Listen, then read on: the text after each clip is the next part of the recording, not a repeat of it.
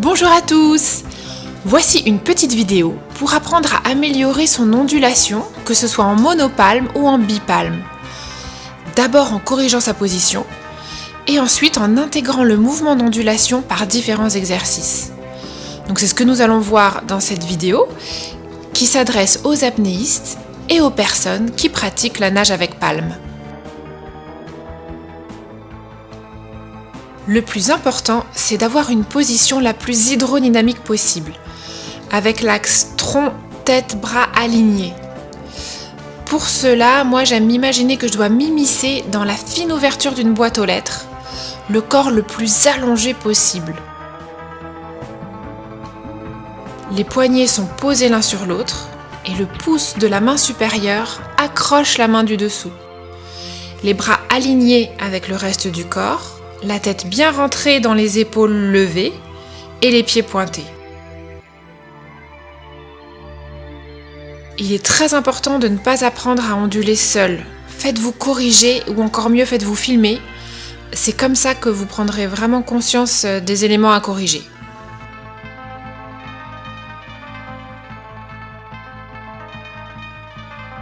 Les défauts les plus fréquents freinent le plus souvent l'hydrodynamisme. D'abord, les mains trop levées. Donc là, faites très attention car la perception de notre corps n'est souvent pas la bonne. Donc là, il faut vraiment avoir la sensation que les mains pointent leur bout vers le fond de la piscine, vers le bas donc, pour qu'en fait, elles soient simplement horizontales. Sinon, on voit bien à quel point ça freine la nage. Et l'idée, c'est quand même d'avancer le plus efficacement en dépensant le moins d'énergie possible. La tête ne se lève jamais.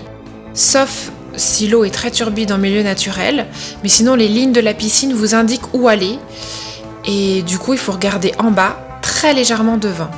Surtout en apnée, la tête levée c'est un défaut très fréquent. La barre du T dessinée au fond de la piscine vous dira quand ralentir pour ne pas foncer dans le mur. Ensuite attention de ne pas plier les coudes. Alors les sprinteurs en monopalme ils ont les bras ultra tendus collés aux oreilles. Moi je sais que je peux pas nager comme ça des kilomètres, mais bon, j'essaye quand même de bien les tendre. Et en apnée, c'est encore plus particulier, car il faut trouver le juste milieu pour ne pas dépenser trop d'énergie, en respectant un certain hydrodynamisme, les bras tendus, mais pas trop contractés non plus. Et ensuite, les fameux genoux trop pliés. Alors beaucoup de personnes plient trop les genoux, car en fait elles manquent de souplesse dans le dos, les épaules ou les hanches, et elles n'avancent qu'avec leurs jambes. Alors, le mouvement d'ondulation demande effectivement une certaine souplesse car il ne part pas des hanches mais du haut du buste et la colonne doit être souple. Si vous avez tendance à être trop raide, essayez d'onduler les bras écartés en accompagnant le mouvement pour ressentir le mieux possible cette sensation d'onduler en accentuant le mouvement. Autre exercice où l'on peut aussi accentuer l'ondulation, c'est en nageant les bras le long du corps. Ça va vous aider normalement à comprendre le mouvement, surtout si vous manquez de souplesse au niveau des épaules. Être trop raide du buste fait souvent plier le corps en deux au niveau des hanches sans aucune fluidité ni continuité du mouvement. Et les personnes hyperlaxes au niveau des épaules et souples au niveau des hanches seront avantagées pour maîtriser la nage en ondulation. Des épaules souples se dissocient plus facilement du buste qui ondule et du coup, elles restent beaucoup plus fixes. Pour bien comprendre d'où part le mouvement et pour ne pas trop plier les genoux, imaginez que vous nagez en ayant les deux jambes paralysées. Vous essayez d'avancer en donnant une impulsion au niveau de la poitrine, puis des abdos et les hanches, sans contracter les cuisses. Là, c'est ce que je fais sur les images. Mes jambes ne travaillent pas, elles font que suivre le mouvement du buste. Ça, c'est un excellent exercice pour vraiment intégrer le mouvement d'ondulation. Après, on entend souvent qu'il ne faut pas trop plier les genoux, mais bon, il faut quand même les plier un peu. Car souvent, les débutants respectent les consignes d'avoir les bras très tendus, les genoux pas trop pliés, et du coup, ils sont tellement raides qu'ils ne peuvent plus onduler. Et bon, c'est là que c'est la principale difficulté en monopalme, trouver le juste milieu entre le gainage et la souplesse. Voilà par contre ce qu'il ne faut pas faire, n'avancer qu'en pliant les genoux. Autre erreur, appuyer sur la palme et ne faire aucun effort pour la remonter.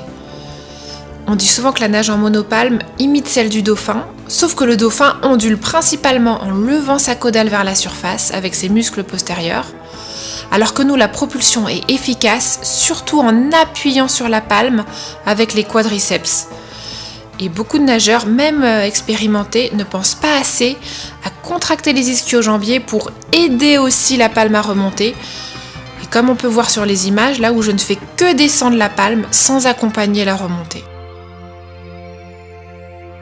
Après, il n'y a pas de secret.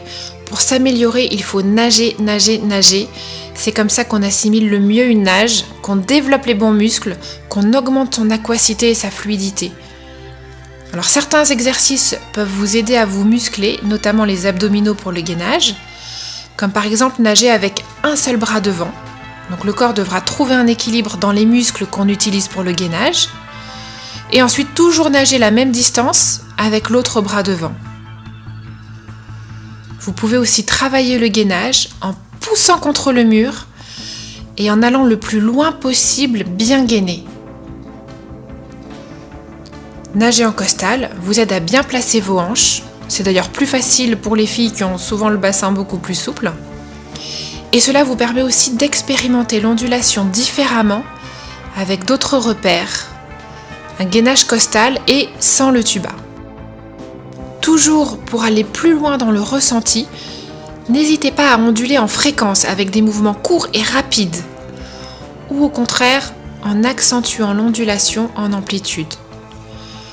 Le plus facile pour agrandir cette amplitude, c'est de s'entraîner en apnée, puisque ça augmente la surface de balayage de la palme. C'est en variant les exercices que vous allez petit à petit intégrer et comprendre le mouvement, mais aussi en regardant les champions nager sur des vidéos de compétition ou autres, parce que l'observation visuelle a une part très importante dans n'importe quel apprentissage. Dernier petit conseil pour ceux qui souhaitent terminer leur longueur par une culbute, il suffit de pousser sur ses bras comme la brasse en apnée dès que vous êtes au niveau de la barre du thé. Si vous ne portez pas de masque ou de pince-nez, vous soufflez à peine par le nez le temps de la culbute, car il faut garder de l'air pour vider le tuba ensuite. Mais bon, il ne faut pas non plus s'inonder les sinus. Ensuite, vous poussez sur le mur, soit en position costale, soit en position dorsale, pour revenir petit à petit en position ventrale à la surface.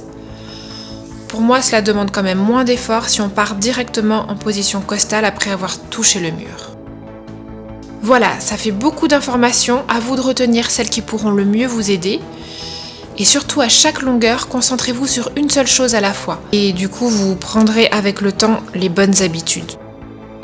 J'espère que cette petite vidéo vous aura donné envie d'aller à la piscine et qu'elle vous aidera à améliorer vos performances, mais surtout votre plaisir de nager. Dans une prochaine vidéo, on verra les exercices à faire à sec, toujours pour vous aider à améliorer le mouvement d'ondulation. Alors à très bientôt!